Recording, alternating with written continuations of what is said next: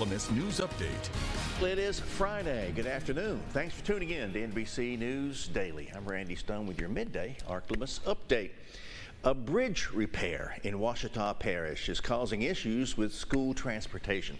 NBC 10's Sydney Lane tells us why parents are upset over this situation. A bridge on Pine Bluff Road is under construction, causing parents and students to have to go out of their way to get to buses to and from school. So on the 21st of July, Mr. Clampett had posted online that Pine Bluff Road would be closed due to the bridge being out, but there was no additional information that was given. That was it. When we realized that this wasn't going to just be a couple of days where they were patching the bridge, they took the whole bridge out.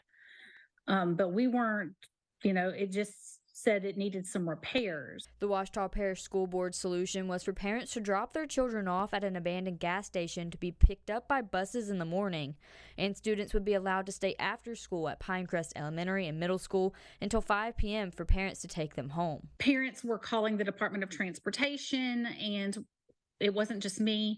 There are 12 kids that I know personally, and there could be more, but there are 12 kids that are being affected by this situation at this point. This solution isn't the best, as some parents' work schedules get in the way of the pickup and drop-off time.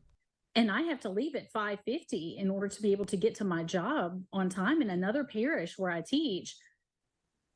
That's not an option. That's not a solution.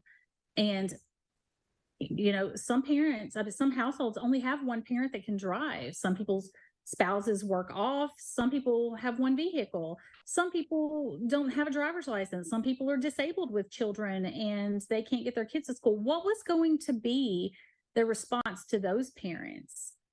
Armfield and neighbors also received differing answers from DOTD on when the bridge repairs would be finished. Reporting for your Ark-La-Miss news source, I'm Sydney Lane. Wow. Well, a Louisiana federal court went through the third day now of hearings on Thursday. They're looking for an emergency motion to remove children from Angola prison. The Deputy Secretary of Office of Juvenile Justice was questioned about the care of these young inmates, and he says around 80 kids have been through the old death row unit since it opened last October. The Deputy Secretary says they do have cell restrictions, but wouldn't call it solitary confinement, which is one of the ACLU's major arguments. And the longest period a child inmate was held in a cell was 9 days. The judge says the hearing will likely continue into next week. And now, Storm Tracker Doppler weather with meteorologist Chase Ward.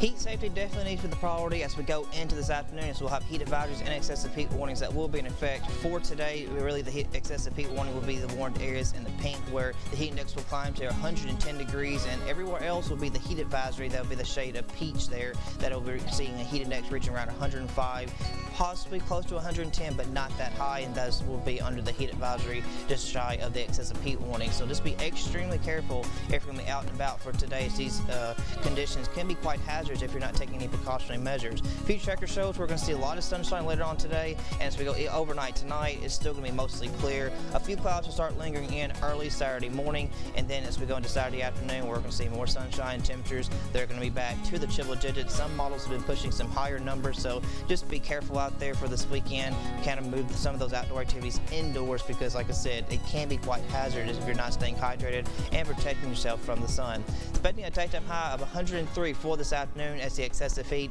it's just going to continue overnight tonight. We'll see a low about 75 degrees as it's going to be mostly clear and mild. And tomorrow, not much of any relief is going to be in sight. We'll see a daytime high to reach around 104, and it's just going to stay worse throughout much of next week, with not much of any relief still in sight. Rain chances still stay low next Tuesday and Wednesday, with a few clouds that linger in.